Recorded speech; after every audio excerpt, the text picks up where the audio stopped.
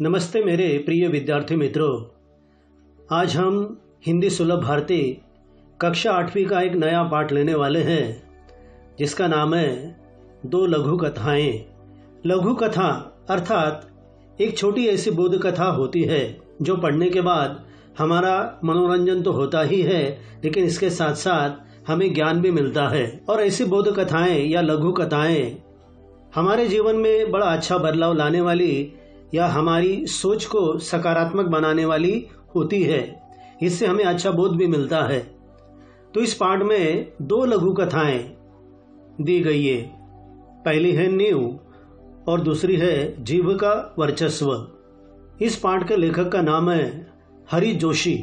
लेखक हरि जोशी का जन्म मध्य प्रदेश के खुड़िया में हुआ 1943 में। सेवानिवृत्त प्राध्यापक हरि जोशी जी की साहित्यिक रचनाएं हिंदी की लगभग सभी प्रतिष्ठित पत्र पत्रिकाओं में प्रकाशित होती रही हैं। लेखक ने कई सालों तक पढ़ाने का काम करने के बाद वे सेवानिवृत्त हुए और उनकी रचनाएं जो है वो कई पत्र पत्रिकाओं में छपती रहती है। आपको गोयन का सारस्वत सम्मान, वागीश्वरी सम्मान प्राप्त हुए हैं। इनकी प्रमुख कृतियां पंखुड़ियां, यंत्रयुग, अखाड़ों का देश, भारत का राग, अमेरिका के रंग आदि। अब हम गद्य संबंधी जानेंगे। यहाँ दो लघु कथाएं दी गई है। प्रथम लघु कथा में जोशी जी ने बताया है कि हमें बुरे काम का फल बुरा ही मिलेगा, अतः बुरे काम नहीं करने चाहिए। दूसरी लघु कथा में आपने समझाया है कि कठोरता की अपेक्षा विनम्रता अधिक महत्वपूर्ण है। घमंडी का सिर हमेशा नीचा होता है, अतः हमें घमंड नहीं करना चाहिए। चलो अब हम पहली लघु कथा की ओर बढ़ते हैं जिसका नाम है नींव, जिसका अर्थ होता है मुख्य आधार। बहुमंजिला इमारत की दीवार नींव से उठ रही थी। ठेकेदार नया था। भयभीत सा वह 1 तगारी सीमेंट और 5 तगारी रेत के मसाले से ईंटों की जुड़ाई करवा रहा था। अगले दिन अधिकारी महोदय आए। उन्होंने काम के प्रति घोर असंतोष व्यक्त किया। महोदय बोले, ऐसा काम करना हो तो कहीं और जाइए। विद्यार्थी मित्रों, प्रसंग कुछ इस प्रकार है जैसे आपने कई जगह पर निर्माण कार्य देखे होंगे। बड़ी बड़ी इमारतें बनती है, मकान बनते हैं, घर बनते हैं, लेकिन ये बनाने से पहले नींव बनानी पड़ती है। नींव यदि मजबूत बनेगी तो उस पर बनने वाली इमारत या घर है या मकान है या बिल्डिंग है वो मजबूत बनेगी। इसलिए सावधानी से नींव का काम करना पड़ता है। यहाँ पर जिस इमारत की बात हो रही है, निर्माण कार्य की बात हो रही है, वो बहुमंजिला है, यानी अनेक मंजिल वाली है वो। और आप ये भी जानते होंगे बच्चों कि ठेकेदार इस सारे कामकाज पर देखरेख करता है। ठेकेदार मतलब ठेका लेने वाला, कॉन्ट्रैक्टर। तो उसके हाथों तले काम करने वाले जो मजदूर थे वो 1 तगारी सीमेंट यानी 1 घमेला सीमेंट और 5 तगारी रेत के मसाले से ईंटों की जुड़ाई का काम कर रहे थे। जुड़ाई यानी ईंटों को जोड़ना। मसाला जिसमें कि रेत होती है, सीमेंट होता है और पानी, इन तीनों को मिलाकर यह मसाला बनाया जाता है और फिर उससे ईंटें जोड़ी जाती है। तो ये जो निर्माण कार्य हो रहा था, तो वो देखने के लिए अगले दिन एक अधिकारी महोदय आए और उन्होंने वो सारे कामकाज को देखकर तीव्र नाराजी व्यक्त की, घोर असंतोष उन्होंने व्यक्त किया और उन्होंने डांट दिया कि तुम्हें अगर ऐसा ही काम करना है तो कहीं और जाइए, यहाँ काम करने की आवश्यकता नहीं है। अगले दिन सशंकित नए ठेकेदार ने 1 तगारी सीमेंट और 3 तगारी रेत के मसाले से ईंटों की जुड़ाई की। उसे ऐसा लगा कि जरूर मुझसे कोई गलती हो रही है और इसीलिए मुझे डांट पड़ी है। तो उसने थोड़ा पैमाना, थोड़ा प्रमाण बदल दिया और फिर 1 तगारी सीमेंट और 3 तगारी रेत, इस प्रकार उसने मसाला बनवाया और अपने मजदूरों को ईंटों की जुड़ाई करने के लिए कहा। संबंधित अधिकारी आए, यानी वो दोबारा आए। उन्होंने नींव की दीवार पर एक निगाह डाली और गर्म हो गए। तो उस अधिकारी महोदय ने जब नींव की दीवार पर नजर डाली तो वो गुस्से में आ गए। इस बार ठेकेदार को अंतिम चेतावनी दी, यानी आखिरी बार समझाया कि तुमने अगर अपने काम में परिवर्तन नहीं किया तो तुम्हें महंगा पड़ सकता है। उन्होंने कहा कि यदि कल तक काम में पर्याप्त सुधार नहीं किया गया तो काम बंद करवा दिया जाएगा। ने जैसा मैं चाहता हूं, अगर वैसा तुमने सुधार नहीं किया तो तुम्हारा काम बंद हो जाएगा। जब नए ठेकेदार की समझ में बात नहीं आई तो उसने एक अनुभवी ठेकेदार से इस समस्या पर उसकी सलाह चाही। ठेकेदार मन ही मन ये सोच रहा था कि मेरे काम में तो मुझे कोई दोष नजर नहीं आ रहा है, तो फिर ये अधिकारी मुझे बार बार क्यों डांटते हैं, फटकारते हैं, आखिर चाहते क्या है वो मुझसे। और इसीलिए उसने एक अनुभवी ठेकेदार से अपनी इस अड़चन पर सलाह चाही। अनुभवी ठेकेदार ने बताया कि ये महोदय रिश्वत चाहते हैं। रिश्वत यानी नियम के खिलाफ किसी को अतिरिक्त पैसा देना या घूस देना, इसीलिए काम में कमी बता रहे हैं।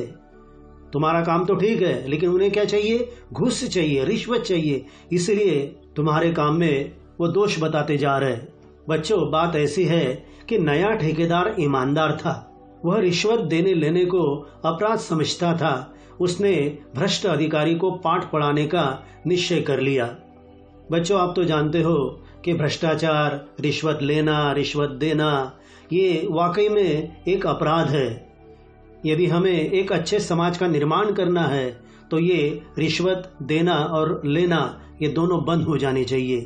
तो ये जो अधिकारी है, ये रिश्वत लेने वाला अगर है, यानी कि भ्रष्ट अधिकारी है, गलत आचरण वाला अगर वो अधिकारी है, तो इसे मैं जरूर सबक सिखाऊंगा, ये उसने मन ही मन निश्चय कर लिया। अगले दिन अधिकारी महोदय निरीक्षण करने आए, यानी तीसरी बार। ठेकेदार ने उन्हें रुपयों से भरा लिफाफा पकड़ा दिया। अधिकारी प्रसन्न होकर जैसे ही जाने लगे, वैसे ही एकाएक वहां उच्च अधिकारी आ गए। अधिकारी महोदय रिश्वत लेते हुए रंगे हाथों पकड़े गए। नए ठेकेदार को, जो कि ईमानदार था, उसे अनुभवी ठेकेदार ने बतलाया था कि तुम्हारे काम में दोष निकालने वाला वो जो अधिकारी है, वो वास्तव में पैसा चाहता है तुमसे। तो उसे सही रास्ते पर लाने के लिए जानबूझकर नए ठेकेदार ने उसे पैसों से भरा हुआ लिफाफा उसके हाथ में पकड़ा दिया।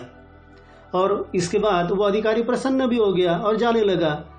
लेकिन यकायक क्या हुआ अचानक कि उसी समय एक उच्च अधिकारी वहां पर आ गए, क्योंकि ये जाल तो पहले ही बिछाया हुआ था। और हुआ क्या फिर? ये अधिकारी यानी अपराध करते हुए प्रत्यक्ष रूप से देखे गए और पकड़े गए। वस्तुतः रात में ही ईमानदार ठेकेदार ने अधिकारी महोदय के खिलाफ यानी उनके विरुद्ध उच्च अधिकारी के पास शिकायत कर दी थी कि मेरे साथ ऐसा ऐसा हो रहा है। मैं जो निर्माण कार्य कर रहा हूँ उसमें किसी भी प्रकार का दोष न होते हुए भी ये फलाने अधिकारी यहाँ आते हैं और मुझे डांट फटकार सुनाते हैं। और नए ठेकेदार की तरह ही उच्च अधिकारी ईमानदार थे। उन्होंने कहा, कुछ एक भ्रष्ट अधिकारियों के कारण ही पूरा प्रशासन बदनाम होता है। बच्चों, हम भी आए दिन अखबारों में पढ़ते हैं कि फलाने किसी अधिकारी ने रिश्वत मांगी या रिश्वत लेते हुए पकड़ा गया या उसे जेल की सलाखों के पीछे डाल दिया गया। यानी अपराध करने वाले गिने चुने अधिकारी होते हैं, भ्रष्ट अधिकारी, लेकिन उनकी वजह से पूरा का पूरा प्रशासन वो बदनाम होता है। ये उनके कहने का तात्पर्य था। उन्होंने भ्रष्ट अधिकारी को दंड दिलवाने का निर्णय ले लिया। सच ही कहा है, बुरे काम का बुरा नतीजा। तुम जैसा कर्म करोगे वैसा ही फल तुम्हें मिलेगा। अच्छा कर्म करोगे अच्छा फल मिलेगा, और यदि तुम बुरा कर्म करोगे तो उसका नतीजा, उसका परिणाम भी बुरा ही होगा। ठेकेदार और उच्च अधिकारी की ईमानदारी का समाचार चारों तरफ फैल गया। उनका सार्वजनिक समारोह में सम्मान किया गया। ठेकेदार, जो कि बड़ा ही ईमानदार था, और ठेकेदार को ईमानदार होना ही चाहिए।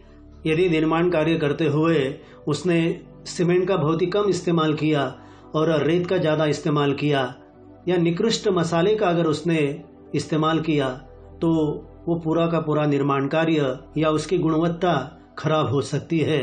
ऐसा भी हो सकता है कि किसी भूकंप के हल्के से झटके से ये निर्माण कार्य पूरा का पूरा ढह जाए।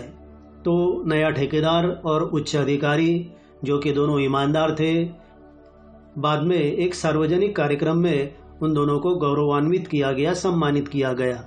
विद्यार्थी मित्रों, अब हम दूसरी लघु कथा की ओर बढ़ते हैं, जिसका शीर्षक है जीव का वर्चस्व।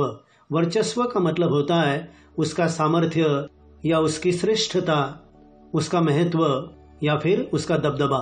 प्रसंग कुछ इस प्रकार है। पंक्तिबद्ध और एकजुट रहने के कारण दांत बहुत दुस्साहसी हो गए थे। एक दिन वे गर्व में चूर होकर जिह्वा से बोले, हम 32 घनिष्ठ मित्र हैं, एक से एक मजबूत। तू ठहरी अकेली, चाहे तो तुझे बाहर ही न निकलने दे। जिह्वा ने पहली बार ऐसा कलुषित विचार सुना था। वह हंसकर बोली, ऊपर से एकदम सफेद और स्वच्छ हो, पर मन से बड़े कपटी हो। बच्चों, आपको दांतों की विशेषता मालूम होगी कि जो सुंदर दांत होते हैं या मजबूत दांत होते हैं, एक ही कतार में पंक्तिबद्ध होते हैं और उनमें मानो एकता होती है। 32 दांत होते हैं ना, वो एकजुट रहते हैं। और पता नहीं एक दिन क्या हो गया कि इन दांतों को अपने आप पर बड़ा घमंड पैदा हो गया, दुस्साहसी हो गए, गलत आचरण कर बैठे और घमंड में चूर होकर वो जिह्वा यानी जीभ से बोले कि हम 32 है और हमारे बीच घनिष्ठ मैत्री है, एकता है और हम मजबूत भी है, और तू तो क्या, तू अकेली है और यदि हमने चाहा तो तुझे कभी बाहर भी नहीं निकलने देंगे। तो जिह्वा ने अर्थात जीभ ने पहली बार उनके ऐसे गंदे और कलुषित विचार सुने थे। उसे हंसी आ गई और वो बोली, अरे अरे रे, तुम तो ऊपर से एकदम सफेद और स्वच्छ नजर आ रहे हो, लेकिन अंदर मन से बड़े कपटी हो। कपटी यानी जो दूसरों का हमेशा अहित सोचता है। जीभ की इस बात पर दांतों को गुस्सा आ गया। वो बोले, ऊपर से स्वच्छ और अंदर से काले घोषित करने वाली जीभ, वाचालता छोड़, यानी ज्यादा बकबक करना छोड़, अपनी औकात में रहे। तेरी जो हैसियत है ना, हम अच्छी तरह जानते हैं, हम तुझे चबा सकते हैं। यह मत भूल कि तू हमारी कृपा पर ही राज कर रही है। यदि हमने चाहा तो तुझे हम चबा डालेंगे। ये तो हमारी मेहरबानी है कि तू राज कर रही है। ऐसा दांतों ने गुस्से में किटकिटा कर कहा। जीभ ने नम्रता बनाए रखी किंतु उत्तर दिया, बच्चों, जो स्वभाव से नम्र होते हैं वह नम्र ही बने रहते हैं। यहाँ पर जीभ जो है वो नम्रता की मूर्ति है। उसने कहा, दूसरों को चबा जाने की ललक रखने वाले बहुत जल्दी टूटते भी है। तुम्हें लालसा है ना, ललक है ना मुझे चबा जाने की, तुम्हें घमंड हो गया है ना अपने आप पर, तो तुम जल्दी टूट भी सकते हो। सामने वाले तो और जल्दी गिर जाते हैं। यहाँ पर सामने वाले दांत जो होते हैं उसकी तरफ उसका इशारा है। तुम लोग अवसरवादी हो, स्वार्थी हो, मतलबी हो। मनुष्य का साथ तभी तक देते हो जब तक वह जवान रहता है। वृद्धावस्था में उसे असहाय छोड़कर चल देते हो। बच्चों, जीभ ने ये बात बिल्कुल सत्य कही है, क्योंकि जब तक मनुष्य जवान रहता है उसके जबान में यानी उसके मुंह में दांत रहते हैं। यदा कदाचित ही उसके दांत खराब होते हैं, लेकिन अक्सर जवानी की स्थिति में उसके दांत बने रहते हैं और वो हड्डियां तक अच्छी तरह से चबाता है, तोड़ता है। लेकिन जब मनुष्य वृद्धावस्था की ओर बढ़ता है, जो अन्न को चबाने का महत्वपूर्ण कार्य करते हैं, वो दांत मनुष्य को बुढ़ापे में लाचार बनाकर छोड़कर चले जाते हैं।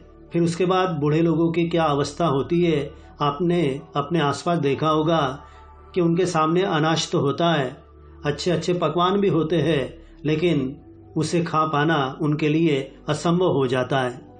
इसीलिए जिह्वा ने दांतों को उनकी असलियत बताई। शक्तिशाली दांत भी आखिर अपनी हार क्यों मानने लगे। बोले, हमारी जड़ें बहुत गहरी है, हमारे कड़े और नुकीलेपन के कारण बड़े बड़े हमसे थर्राते हैं। बच्चों, आपने किसी पेड़ को देखा होगा, हरा भरा घना ये पेड़ होता है, लेकिन उसकी जड़ें जो होती है जमीन में काफी गहरी होती है। उसी तरह अपने आप को शक्तिशाली मानने वाले दांत ये भी यहाँ पर अपनी हार न स्वीकार करते हुए कहते हैं कि हमारी जड़ें भी बहुत गहरी है और हमारे जो कड़े हैं यानी दांत के जो कोने होते हैं वो काफी नुकीले होने के कारण बड़े बड़े हमसे क्या होते हैं, थर्राते हैं यानी घबराते हैं। जिह्वा ने दांतों का ये जवाब सुना, लेकिन अपने आप पर नियंत्रण करते हुए उसने बड़ा ही विवेकपूर्ण उत्तर दिया है। अर्थात समझदारी से उसने उत्तर दिया, तुम्हारे नुकीले या कड़ेपन का कार्यक्षेत्र मुंह के भीतर तक सीमित है। कहने का मतलब यह है कि माना कि तुम नुकीले हो, तुम्हारे पास कड़ापन है, सख्त हो तुम, लेकिन तुम्हारा जो कार्यक्षेत्र है केवल मुंह के अंदर तक ही सीमित है। मुंह के बाहर तुम्हारा कोई काम नहीं है। आगे वो कहती है, विनम्रता से कहती हूं कि मुझमें पूरी दुनिया को प्रभावित करने और झुकाने की क्षमता है। बच्चों, ये तो आपको भी मानना पड़ेगा, दांतों में कितनी ही शक्ति क्यों न हो, लेकिन बोलने के लिए या सामने वाले का दिल जीतने के लिए जब हम किसी सुंदर और प्रेमयुक्त शब्दों का प्रयोग करते हैं तो जिह्वा की जरूरत पड़ती है। कहने का तात्पर्य यह है बच्चों कि दुनिया में ऐसे कई लोग हैं, शिक्षक है, संत है, वक्ता है, जिन्होंने अपने सुंदर वाणी के कारण दुनिया को जीता है। अपनी सुंदर वाणी और मधुर शब्दों के कारण दुनिया को प्रभावित किया है और दुनिया को झुकाने की क्षमता भी उसके पास मौजूद है। हम कभी कभी टेलीविजन पर देखते हैं कि कोई संत महात्मा बहुत सुंदर भाषण देते हैं, बहुत सुंदर सत्संग करते हैं, तो जनता जनार्दन जो होती है वो झूम झूम उठती है। या फिर किसी गायक या गायिका का जब हम गीत सुनते हैं तो मानो ऐसा लगता है कि हमारे कानों में कोई शहद टपका रहा हो, इतने मिठास उनकी आवाज में होती है। और ये आवाज कैसे पैदा होती है? तो जिह्वा के कारण, जीभ के कारण। दांतों ने पुनः धमकी दी, हम सब मिलकर तुझे घेरे खड़े हैं, कब तक हमसे बचेगी? देखो बच्चों, अब भी उनका घमंड कम नहीं हुआ। जीभ ने दांतों के घमंड को चूर करते हुए चेतावनी दी, डॉक्टर को बुलाऊं? दंत चिकित्सक एक एक को बाहर कर देगा, मुझे तो छुएगा भी नहीं और तुम सब बाहर दिखाई दोगे। आपने देखा होगा, जब हमारे दांतों में कोई तकलीफ होती है तो हम किसी डेंटिस्ट के पास चले जाते हैं, अर्थात दांतों के डॉक्टर के पास जाते हैं। और वो क्या करता है, अगर कोई सड़ा हुआ दांत है तो उसे निकालकर फेंक देता है और जीभ जो होती है वो बिल्कुल सुरक्षित होती है। तो दांतों द्वारा जो धमकी दी गई जीभ को, इसलिए उसे बताना पड़ा कि मैं अभी डॉक्टर को बुलाऊं क्या? एक एक करके सब तुम मुंह के बाहर निकल जाओगे। घमंडी दांत अब निरुत्तर थे, उनके पास जिह्वा की इस बात का कोई जवाब नहीं था। उन्हें कविता की यह पंक्ति याद आ गई, किसी को पसंद नहीं सख्ती बयान में, तभी तो दी नहीं हड्डी जबान में। बयान यानी बोलना, सख्ती यानी क्या? कड़ापन। तो कड़ापन जो है वो दांतों में है। जबान अर्थात जिह्वा अर्थात जीभ, जीभ में हड्डी नहीं दी। जरा सोचिए, जबान में अगर हड्डी होती तो क्या होता? घमंडी दांतों ने आखिर जीभ का लोहा मान लिया। यानी दांतों की तुलना में जीभ कितनी महत्वपूर्ण है या वो कितनी श्रेष्ठ है, इस बात की सच्चाई आखिर घमंडी दांतों को माननी पड़ी और शायद उन्हें अपने आप पर शर्म भी महसूस हुई। तो विद्यार्थी मित्रों, हमने आज जो पहली लघु कथा देखी न्यू, इससे हमें यही सबक लेना चाहिए कि कोई भी काम ईमानदारी से पूरा करना चाहिए। बुरे काम का बुरा ही फल मिलता है, तो बुरे काम से बचना चाहिए। और दूसरी लघु कथा जो हमने देखी जीभ का वर्चस्व, इससे हमें यह सबक लेना चाहिए, हमेशा दूसरों के साथ विनम्रता पूर्वक व्यवहार करना चाहिए और किसी भी बात को लेकर घमंड नहीं करना चाहिए। तो विद्यार्थी मित्रों, मेरी पिछली वीडियो की तरह ही ये वीडियो भी आपको अवश्य पसंद आई होगी। तो YouTube पर मेरा जो चैनल है हिंदी शिक्षक, आप उसे अवश्य सब्सक्राइब करें। धन्यवाद।